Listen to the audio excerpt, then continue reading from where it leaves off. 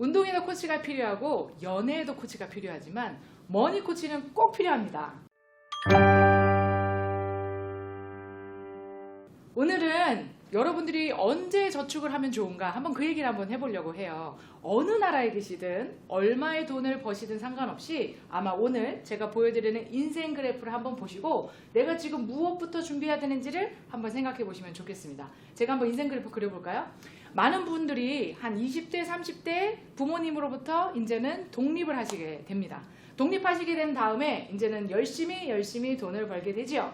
그리고 은퇴를 바라보죠. 은퇴를 바라보면서 끝까지 이제 결혼도 하고 아이도 낳고 은퇴하시고 나서 이제 은퇴하시고 나면은 내가 모은 돈으로 살아가는 그 시기가 옵니다. 제가 그래서 이걸 한번 나눠봤더니 30년 이렇게 되는 것 같아요. 부모로부터 30년, 내가 버는 30년의 경제활동 기간, 또 내가 써야 되는 30년의 기간. 한번 보실까요?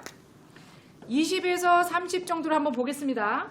내가 이때 나이에는 내가 가지고 있는 에셋이 그렇게 많지 않습니다. 그렇죠, 여러분들? 근데 이게 내가 일하고 열심히 또 살아가면서 에셋이 늘어나기를 누구나 다 바라고 있어요.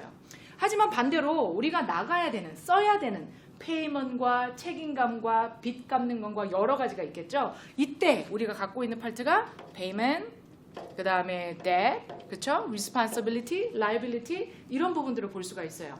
집값도 내셔야 되죠. 또 스튜던트 론도 갚으셔야 되죠. 아이가 낳아지면 아이도 키우셔야 되죠. 굉장히 많은 어떤 이런 부담감 속에서 책임감을 갖고 살아가거든요. 근데 그 책임감을 나이가 들면서 이렇게 떨어뜨리게 살아가고자 하는 게 아마 모든 분들의 원하는 삶이지 않을까 싶습니다. 그럼 이때 보통 우리 65세에서 요즘에는 은퇴 기간이 조금 늘어났으니까 70세까지 보고 있는데 그러면 여기서 보이는 30년간 혹은 40년간의 기간 동안 우리는 일을 하시게 될 거예요. 그런데 이 원하는 그래프를 그리시는 데 있잖아요. 실제로 살다 보면 이 그래프가 이상적으로 되지 않는다는 사실이에요. 어떻게 되느냐? 30대에 이제 결혼을 해가지고 좀 모아서 가려고 하지만 이때 모아지는 돈이 그닥 내가 은퇴를 할 시간에도 많이 모아지지 않는다는 사실이에요. 왜 그렇죠? 사고도 날 수 있고요. 아이 키우다가 여러 가지 부분이 또 나가기도 하고요. 등등등등. 또 사업을 하시다가 또 잘 안 되실 수도 있고 여러 가지 일이 생기기 때문에 내가 원하는 에셋이 모아지지 않을 수도 있다라는 게 우리가 살아가면서 느끼는 겁니다. 또 하나는 나의 에셋과 나의 이 라이빌리티와 나의 페이먼트가 줄어들어야 되는데 잘 줄어들이지 않는다는 거예요. 그래서 내가 은퇴할 쯤에도 역시 내가 모아놓은 돈은 아직도 여전히 낮고 그 다음에 내가 페이해야 되거나 내가 책임져야 되는 게 여전히 높다라는 사실입니다. 이 미국만 해도요. 은행에서 조사를 좀 했습니다. 많은 사람들 중에서 여기 미국에 사시는 많은 분들 중에서 얼마나 은퇴를 자기 스스로 준비해서 은퇴를 하시는가를 조사를 해봤더니 90%에 해당하시는 분들은 여전히 가족이나 아니면 정부의 혜택을 의존해야만이 은퇴를 하실 수 있고 나머지 한 10%에 해당하는 분만이 본인 스스로 모아진 돈 가지고 은퇴를 하시더라는 거예요. 자, 여러분들은 지금 몇 세에 해당하시는 파트가 되시나요? 자, 여기에서 사람들이 두 가지 컨셉을 꼭 놓치지 말고 살아가셔야 되는데요. 하나는 이겁니다. Die too soon. 혹시라도 나에게 무슨 일이 생긴다면 이런 일, 그쵸? 사실 이거는 상상하고 싶지 않지만 내가 이 많은 페이먼트과 리스폰시빌리티를 갖고 있을 때 이런 일이 생긴다면 내가 원하는 방향으로 더 가기가 힘들겠죠. 두 번째 컨선하는 거는 반대적인 거예요. 너무 오래 사는 겁니다.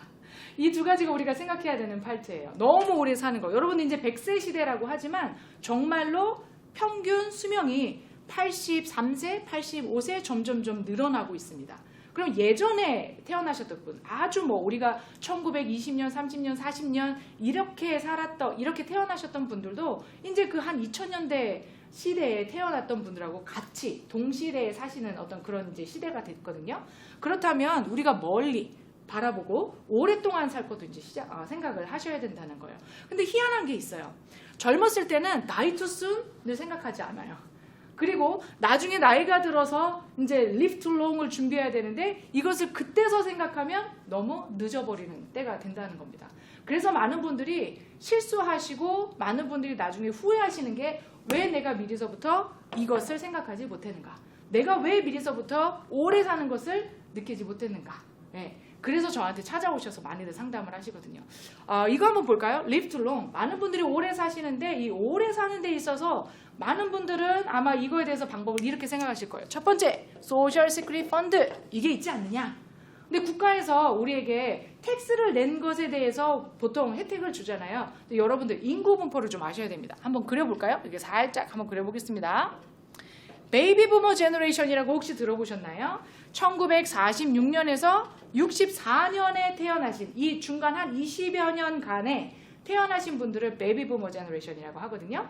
근데 그 베이비 부머 제너레이션들이 이 미국 안에도 마찬가지로 전 세대를 나눠서 3분의 1이 넘는다는 거예요. 그 굉장한 인구가 여기에 지금 태어났다는 거죠. 그럼 여기 앞서서 태어나신 분을 시니어 제너레이션, 이분들 뒤에 태어나신 분들을 엑스 제너레이션이라고 합니다. 근데 이 시니어 제너레이션들이 받아서 쓰는 이 어떤 베네핏은 이 베이비 부머 제너레이션에서 낸 텍스에 한해서 이제 쓰시는 건데, 이 베이비 부머 제너레이션들이 지금 50대 중반에서 거의 한 70대 중반에 해당하시는 분들인데, 이분들은 살아가셔야 되는, 은퇴하셔야 되는 분들은 많지만 그 뒤에서 백업하는 이 텍스, 엑스 제너레이션들이 부어야 되는 이 텍스에 대한 거는 부족하다는 거죠.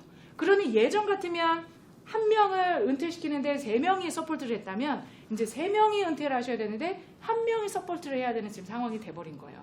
그래서 이 소셜 시큐리티 펀드가 앞으로는 고갈될 수 있습니다가 여러분들 소셜 시큐리티 웹사이트에 가면 보이기 때문에 우리가 이걸 가지고 완전히 은퇴를 의존해서 살 수가 없다는 거죠. 그럼 두 번째, 많은 분들은 뭘 생각하시냐면 일을 하면 되지 않느냐. 여러분들 70세에 넘어가셔도 저는 일을 할 겁니다 라고 생각하실 수 있지만 세상이 원하시지 않을 수 있습니다. 그렇다면 내가 일을 못하는 상황이 됐을 때 모아놓은 걸 가지고 쓰셔야 되는데 그런 부분이 우리에게 괜찮게 있을까? 한번 내가 지금부터 한번 볼 수 있다는 거죠. 세 번째는 아이들에게 그러면은 기대면 어떨까? 여러분들 한번 생각해 보실래요? 여러분들이 지금 40대, 50대인데요. 여러분들의 부모님들은 지금 70대 되셨다고 생각해 보세요. 여러분들 다달이 1,000불씩, 2,000불씩 그분들에게, 우리 부모님들에게 용돈 주시는 거, 어떤 인컴을 드리는 거 괜찮으신가요? 쉽지 않죠. 네, 그렇기 때문에 내가 나이가 들었을 때 내 아이가 나를 부양한다는 거 솔직히 이거는 개런티가 안 된다는 사실. 그러면 어떻게 해야 될까요, 여러분들? 어떻게 리브 투 롱을 해결할 수 있을까요? 바로 퍼스널 세이빙입니다.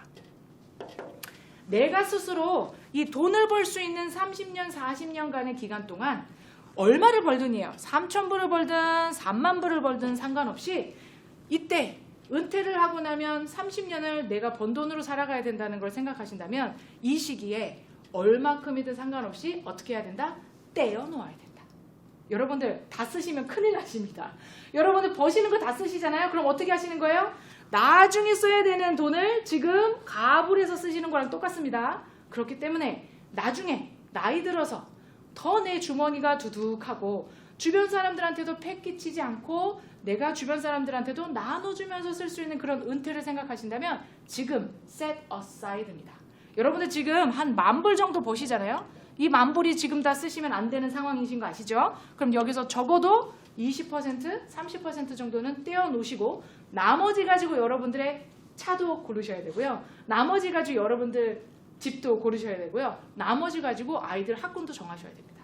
네. 그렇지 않으면 이 기간을 여러분들이 그냥 언젠가는 되겠지. 언젠가는 지금 당장에 해결해야 될 것만 생각하고 가시다가는 어느새 50이 되시고 어느새 60대가 되셔서 그동안 나는 열심히 일했는데 내가 벌어놓은 건 어디 있을까? 라고 후회하시는 때가 생기시거든요. 여러분들 미국에 사시든 한국에 사시든 어느 나라에 계시든 상관이 없습니다. 내가 버는 그 돈은 나중에 쓸 돈이 같이 들어있다는 사실. set aside. 이 그림 보시면서 한번 생각해 보시고요. 시간이 많이 남을수록 여전히 여러분들에게는 기회가 있습니다. 저축은 언제부터? 바로 지금부터. Right now. 기억하시기 바랍니다.